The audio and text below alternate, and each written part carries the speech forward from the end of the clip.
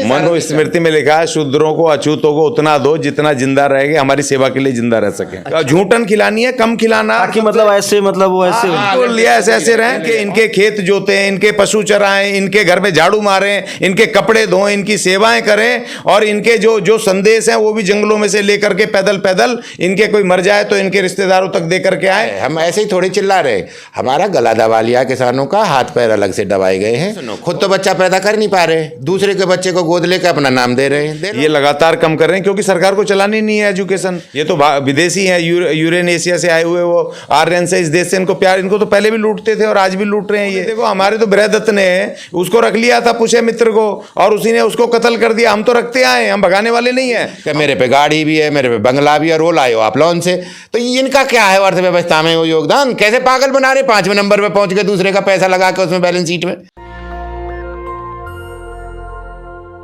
आज बजट आया है, बजट में आपके लिए क्या है? लेकिन SC ST की जो जागरण है, किसानों की जो जागृति है, उसको सरकार समझ गई है। और मेरे साथ अज्ञानी जी हैं, और किसान नेता, पेशे से चार्टेड अकाउंटेंट और इंजीनियर, सारा खेल समझते हैं। इन दोनों लोगों से समझेंगे कि बजट में क्या है, और इस बातचीत को ले जाएंगे रामचरितमानस पर भी और तुलसी दुबे पर भी। क्या अभी भी इस देश में आप किसी को शूद्र अछूत कह सकते हैं? और जिनको शूद्र अछूत पहले लिखा गया है उसके लिए क्या है? क्या वो पुरानी बातों को छोड़ के आगे बढ़ा जाए? अज्ञानी जी, कैसा रहा बजट पर? देखिए, पूरी तरह से चुनावी बजट है।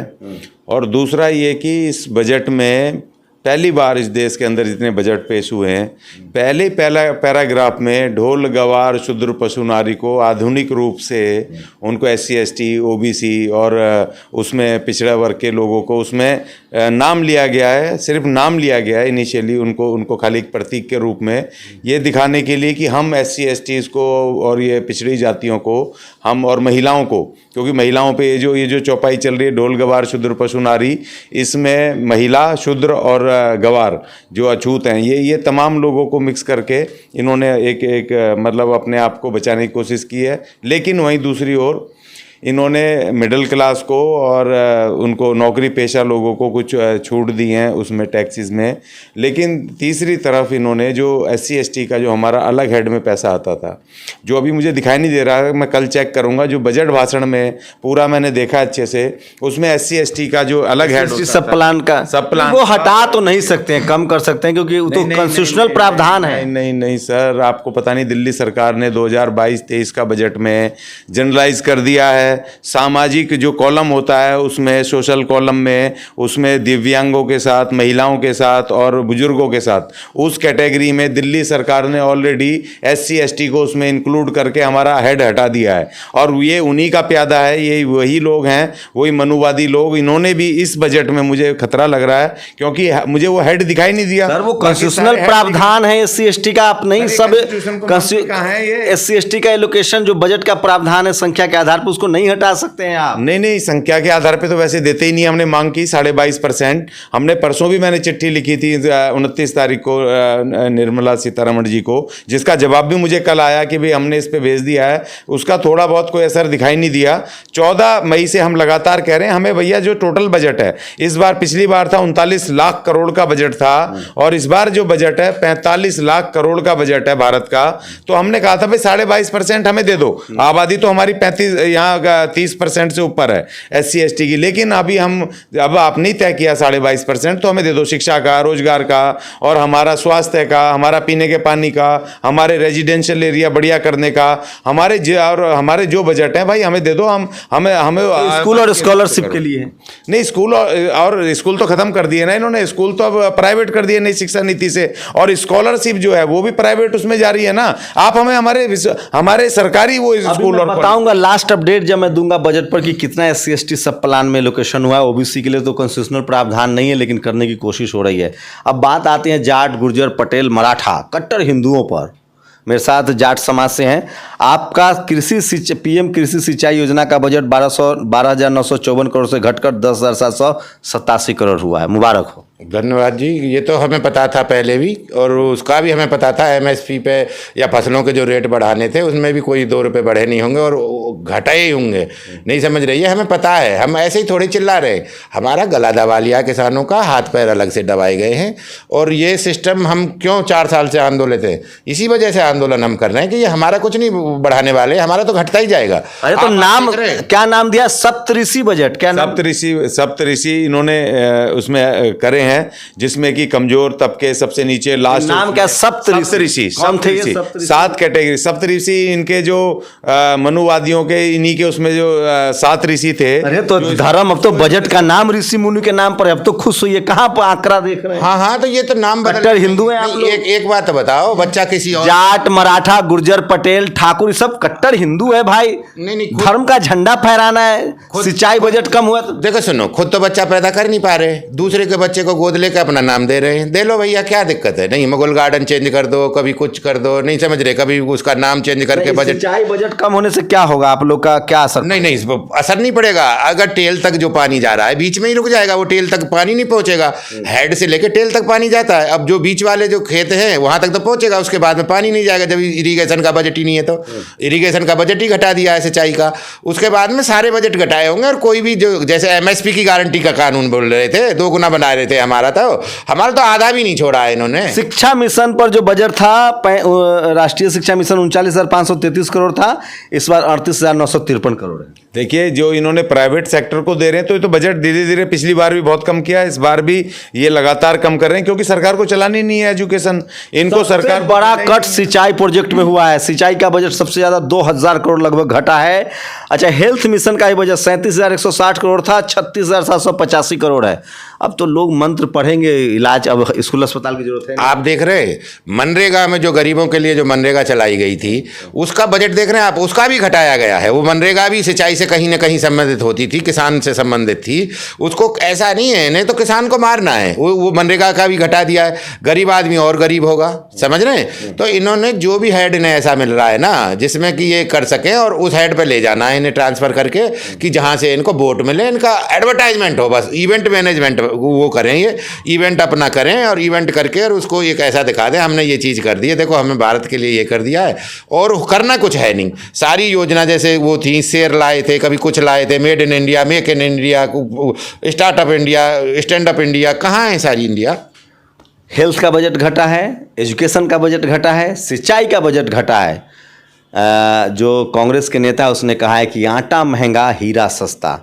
क्या कमोडिटी तो महंगी रहेगी, खाने पीने की सामान सस्ती नहीं होगी? नहीं, वो तो नहीं होगी, लेकिन इन्होंने जो ऑटो सेक्टर पे है, कारों पर, इन सब पे टैक्स को घटाया है। उनको कहा कि भाई कार वार ले लो, खाना वाने की ज़रूरत नहीं, आटा तो रोटी कम खाओ।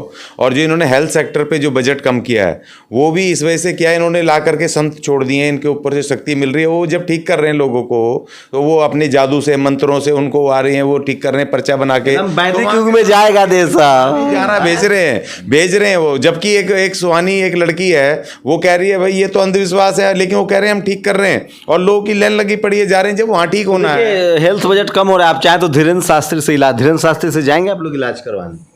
नहीं, एक बात बताओ, जब उसका एक कंप्यूटर है और वो लड़की बता रही मैं इससे ज़्यादा करना जानती हूँ, नहीं समझ रहे, वो अंधविश्वास में लेना चाह रहे हैं और अंधविश्वास में ले रहे हैं, उनका काम पूरा हो रहा है, पैसे पटक रहे हैं। एक एक तावीज आप लगाओगे उसका, अगर आप लगाओगे ना, बजट लगाओगे, एक एक सभा में वो आप समझ रहे हैं 100 करोड़ रुपए के तावीज बेचे जा रहे हैं। वाले पर क्या कहेंगे? अडानी ने कहा है कि देश पर हमला हो रहा है। 5100 रुपये का आ रहा है, ये 5 रुपये का, समझ रहे हैं? क्या कितने का आ रहा है ये? 5100 रुपये का आ रहा है वहां से, बागेश्वर धाम से।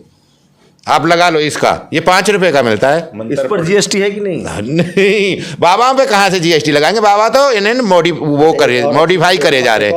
और एक और अच्छी खबर बता रहा हूँ, एक और अच्छी खबर बता रहा हूँ। मेरा काम है सिर्फ अच्छी अच्छी खबरें बताना, और ये लोग देशद्रोही लोग का कुछ नहीं किया सकता है।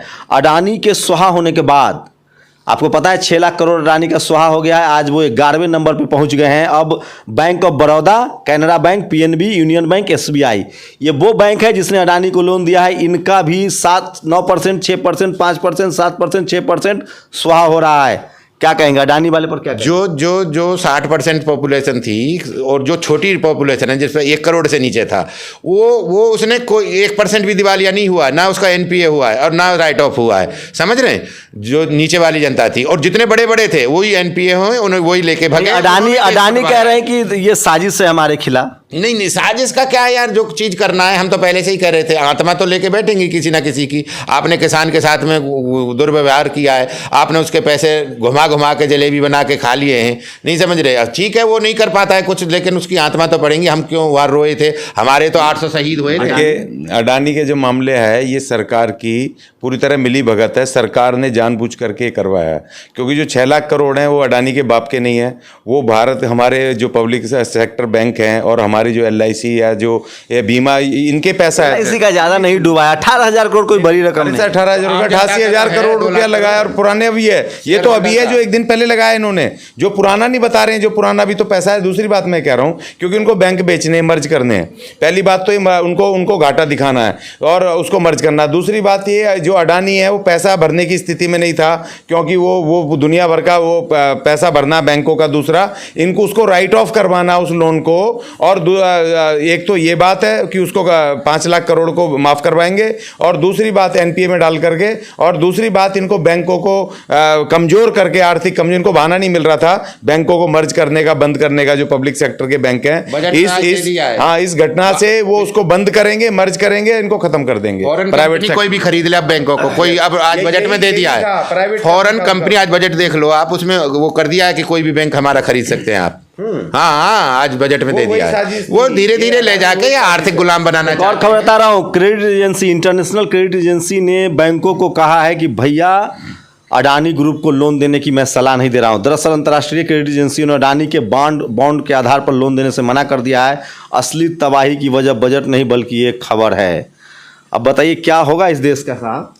नहीं, देखिए, देश का तो अब हमें खुद बचाना पड़ेगा अपने देश को ना, क्योंकि ये तो लुटेरे आ गए। इनका देश थोड़ी है, ये तो विदेशी हैं, यूरेनेशिया से आए हुए वो आर्यन से। इस देश से इनको प्यार, इनको तो पहले भी लूटते थे और आज भी लूट रहे हैं ये तो विदेशी लोग हैं। हम जो इस देश के मूल नागरिक हैं, इस देश के अनार्यंस हैं, हमारी ड्यूटी है कि हमें बचाना। और 2024 में इस देश के SC/ST को अब राजनीतिक चुनौती अब आकर के खड़ी करनी पड़ेगी। और OBC अगर साथ आए तो बहुत अच्छी बात है, और साथ में जो माइनॉरिटी मुस्लिम है, इनको 85% जो मान्यवर कांसीराम जी का नारा था, अब मिल करके सारे अपने छोटे छोटे ग्रीवेंस खत्म करके अपने भारत को, अपने देश को, इसको बचाना होगा हमारे आने वाली जनरेशन्स के लिए। देखो, एक ही रास्ता है, अब कोई दूसरा रास्ता नहीं है इनके पास। तो एक मंत्र है ना धर्म का, भगवानों का। तो हमारे लोग, क्योंकि भारत आस्था का देश है, यहाँ अध्यात्म का देश है, तो हमारे लोग आ जाते हैं इस चक्कर में। अब हमारे लोगों को घर घर जाके बताना पड़ेगा सबको लग के कि भैया आस्था और हमारा धर्म या हमारा भगवान या हमारा व्यक्तिगत,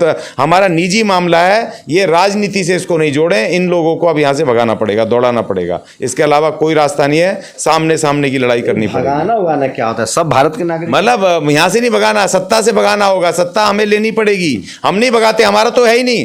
तो हमारे लोगों ने, देखो, हमारे तो बृहदत्त ने उसको रख लिया था, पुष्य मित्र को, और उसी ने उसको कत्ल कर दिया। हम तो रखते आए, हम भगाने वाले नहीं है, हम तो वेलकम करने वाले हैं। हमने ना आर्यंस से लेकर के अंग्रेजों तक का वेलकम करा, लेकिन जब हमारे साथ धोखा, हमारी पीठ में छुरी घोप देते हैं, तो हम इसमें क्या करें? इस देश में हम भगाते नहीं हैं, हम तो रखते हैं। हम उनको बिल्कुल अतिथि है उनका।